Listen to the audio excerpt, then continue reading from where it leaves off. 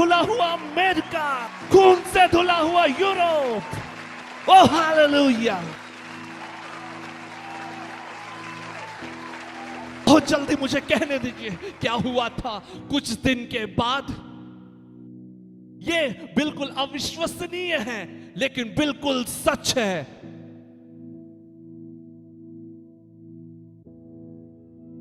एक परिस्थिति में एक बार नाइजीरिया में, सांसों को थामे रहे थोड़ा। एक बार नाइजीरिया में मैं और मेरा टीम लगभग विरोधियों के हाथों पकड़ लिए गए थे। एक कानो नाम के शहर में हुआ जो उत्तर में है। दंगा होने लगा, विरोधियों में मारने के लिए घेर लिए। धन्यवाद प्रभु का, वो हमें ढूंढ नहीं पाए, सेना की मदद से हम बचा लिए गए। लेकिन उसके बाद से मुझे नाइजीरिया जाने का वीसा नहीं मिला। 9 साल तक मुझे नाइजीरिया जाने के लिए वीसा नहीं मिला। और जनसंख्या में नाइजीरिया अफ्रीका प्रांत का सबसे बड़ा देश है। लेकिन आपको पता है जब एक द्वार बंद हुआ तब मैं उस द्वार के पास बैठ के आंसू बहा के रो नहीं रहा था। नहीं, अब एक द्वार बंद होता है 100 नए द्वार खुला हुआ। और प्रभु ने भी कहा है कि सारे दुनिया में जाओ। तो मैं समीप के सारे देश में गया, प्रचार किया और एक देश में आया, एक देश जिसका नाम रिपब्लिक ऑफ बेनिन था। जब मैं एक होटल जिसका नाम शेरिटन था उसमें ठहरा हुआ था, एक दोपहर के समय में फोन का घंटी बजा और मुझसे कहा गया पूर्व राष्ट्रपति आपसे बात करना चाहते हैं। मैंने बोला क्या? मैं इस मनुष्य को नहीं जानता, मैं इनके बारे में कुछ ज्यादा पढ़ा भी नहीं था। वो एक साम्यवादी नास्तिक है। क्या सचमुच में वो मुझसे ही बात करना चाहते हैं? जवाब आया हाँ आपसे ही। मैंने बोला मैं आ रहा हूं। मैं जब वहां पहुंचा वो मुझसे बोले रेवरेंड बोंके, मैंने आपका 2 वीडियो देखा है और जब मैंने सुना आप इस देश में हो, मैंने निर्णय लिया आपको बुलाने के लिए, क्योंकि मैं सही रीति से उद्धार पाना चाहता हूं।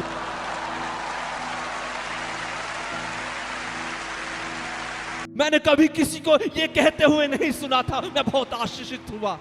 जरा कल्पना करके देखिए, कोई सही रीति से उद्धार पाना चाहता है। अच्छा, मैं जल्दी से बता दूं, मैंने अपने बाइबल को बाहर निकाला और सही रीति से उसको सुसमाचार सुनाया और यीशु उसको सही रीति से उद्धार दिया।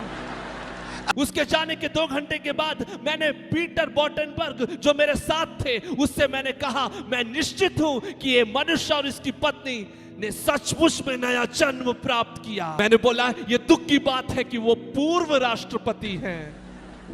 अगले साल मैं फिर कोटनूर में आया जो रिपब्लिक ऑफ बेनिन में है। मैं एयरपोर्ट में पहुंचा, पहली बार मेरे जीवन में मेरे सामने रेड कारपेट था।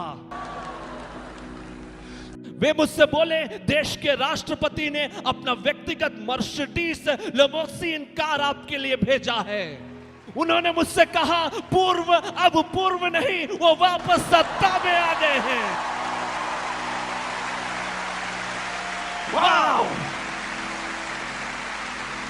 मैं आपको बता दूं, मैं उस मर्सिडीज लिमोसिन में बैठा, नीली बत्ती आगे नीली बत्ती पीछे, दाएं और बाएं भी। ये मुझे पसंद आया।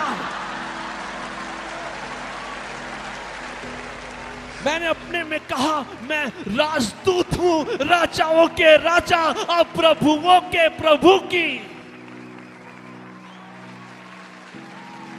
हालेलुया।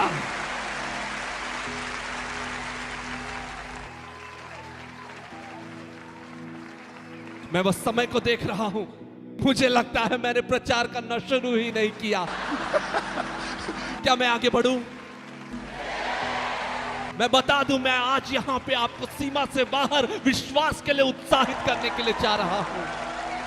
ठीक है, जब मैं वहां पहुंचा वे मुझे एक विशाल राजमहल में ले गए। कितना ही अच्छा संगति उनके साथ, उस राष्ट्रपति के साथ जो सचमुच में उद्धार पाए थे। मैंने उनसे बोला महामहिम, मैंने सुना है आप व्यक्तिगत तौर पर मित्र हैं नाइजीरिया के राष्ट्रपति के। उन्होंने मुझे जवाब दिया जी हां, हम जुड़वे भाई के समान हैं। हो मैंने बोला ये अद्भुत है, क्या आप मेरी सहायता करोगे नाइजीरिया का वीजा हासिल करने के लिए? राष्ट्रपति ने जवाब दिया, हाँ जरूर मैं आपका मदद करूंगा। संक्षेप में बताऊं आपको, मुझे वीजा तो नहीं मिला नाइजीरिया जाने के लिए, लेकिन कुछ दिन के पश्चात नाइजीरिया के राष्ट्रपति अपना व्यक्तिगत प्राइवेट जेट विमान भेजते हैं ताकि मैं उड़ान भरूं नाइजीरिया के लिए वीजा के बिना ही। हाँ, संक्षेप में मैं बताऊं, वहां पहुंच के मुझे 4 घंटे मिले नाइजीरिया के राष्ट्रपति से संवाद करने का। ऐसा बात करने के बाद मैं संदेश देने लगा। वो मुझे आगे बढ़ने नहीं दे रहे थे। हर बार जब मैं निर्णय लेने के लिए न्योता दे रहा था, उनका जवाब था, नहीं नहीं मैं मुसलमान हूं, मुसलमान हूं। मैंने बोला कोई बात नहीं, प्रभु का प्रेम भेदभाव नहीं करता किसी के साथ।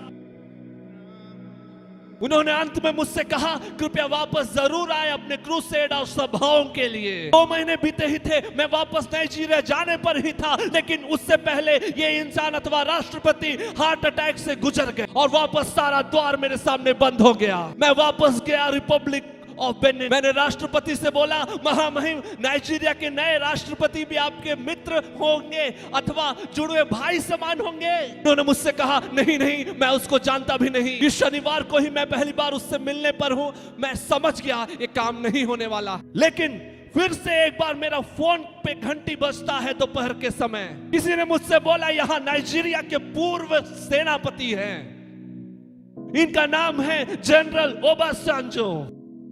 उन्होंने बेनिन के राष्ट्रपति से जाना है कि आप इस होटल में हो और वो आपसे मिलना चाहते हैं। मैं वहां नीचे गया, वहां पे जनरल थे। उन्होंने मुझे देखते ही मुझसे बोला, ओ रेवरेंड बोंके, मैंने आपके द्वारा लिखे गए किताबों को पढ़ा है, कृपया आए हम प्रार्थना करने। पाया कि वो जनरल नया जन्म पाया हुआ सच्चा मसीही है। इसलिए मैंने उनसे कहा, जनरल क्या आप मेरी सहायता करोगे नाइजीरिया का वीजा हासिल करने के लिए?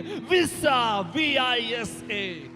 उन्होंने जवाब दिया, आप सरकारी नियमों के अनुसार कोशिश करिए, नहीं तो मेरा ये कार्ड है जिसमें फोन नंबर है, मुझे जरूर बुलाइएगा। अगले ही दिन मैंने समाचार में सुना, जनरल ओबासांजो ने राष्ट्रपति के चुनाव में लड़ने का निर्णय लिया है। जब मैंने ये समाचार सुना, मैं अपने कुर्सी से जमीन में फिसल गया अपने घुटनों में, और मेरे पास सिर्फ और सिर्फ एक ही प्रार्थना विषय था अगले 2 महीने के लिए, प्रभु होने पाए ओबासांजो जीते और बोंके अंदर जाए। और वो जीत गए।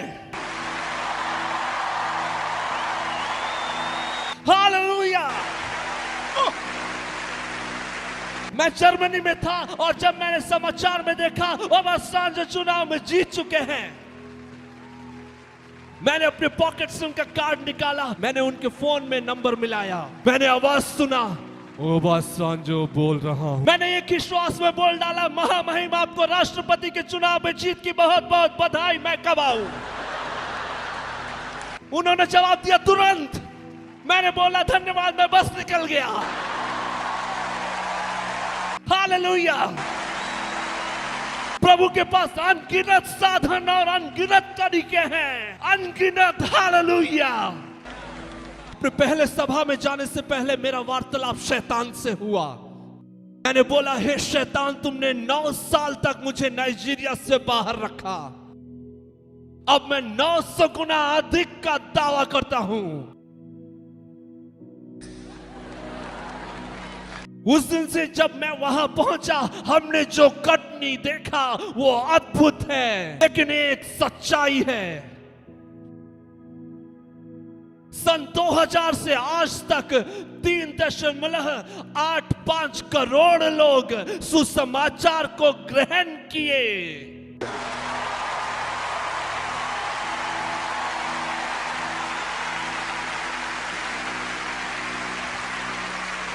ये 3 गुना ज्यादा है ऑस्ट्रेलिया के जनसंख्या से।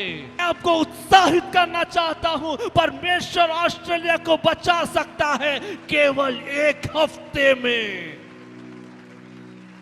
क्या परमेश्वर के लिए कुछ भी कठिन है? बताइए मुझे। मेरा दिल आशा और विश्वास से उमड़ रहा है। मुझे कुछ असंभव नजर नहीं आता है। मैं देखता हूँ और उस सामर्थ के अनुसार जो हम में कार्य करता है। मेरे नाम को महिमा मिले। आमीन। मैं आशा करती हूँ आप आशीषित हुए हैं। मैं इवेंजलिस्ट